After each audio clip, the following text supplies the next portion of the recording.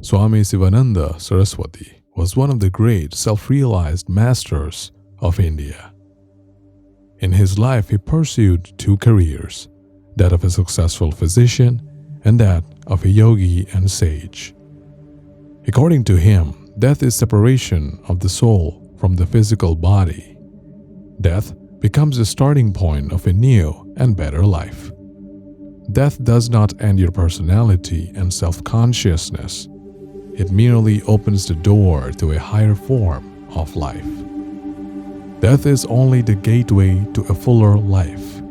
Birth and death are jugglery of Maya or illusion. He who is born begins to die, and he who dies begins to live. Life is death, and death is life. Birth and death are merely doors of entry and exit on the stage of this world. In reality, no one comes or no one goes. Brahman, or the eternal, alone exists.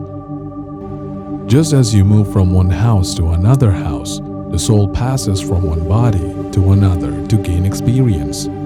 Just as a man casting off worn-out garments takes new ones, so the dweller of this body, casting off worn-out bodies, enters into others which are new. Death is not the end of life. Life is one continuous, never-ending process. Death is only a passing and necessary phenomenon, which every soul has to pass to gain experience for its further evolution. Dissolution of the body is no more than sleep. Just as man sleeps and wakes up, so is death and birth. Death is like sleep. Birth is like waking up. Death brings promotion to a new and better life. A man of discrimination and wisdom is not afraid of death. He knows that death is the gate of life.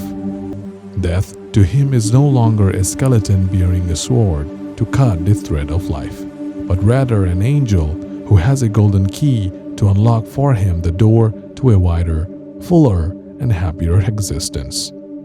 Every soul is a circle. The circumference of the circle is nowhere, but its center is in the body.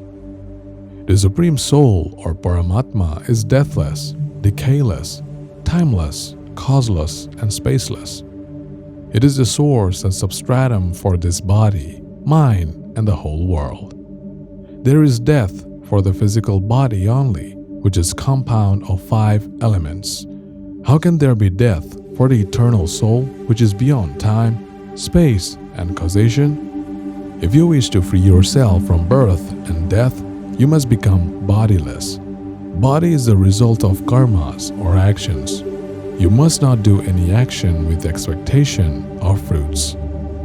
If you free yourself from raga and dvesha, or likes and dislikes, you will be free from karma. If you kill egoism only, you can free yourself from raga and dvesha. If you annihilate ignorance through knowledge of the imperishable, you can annihilate egoism. The root cause for this body is therefore ignorance. He who realizes the eternal soul, which is beyond all sound, all sight, all taste, all touch, which is formless and attributeless, which is beyond nature, which is beyond 3 bodies and 5 sheets, which is infinite and unchanging, self-luminous, frees himself from the jaws of death.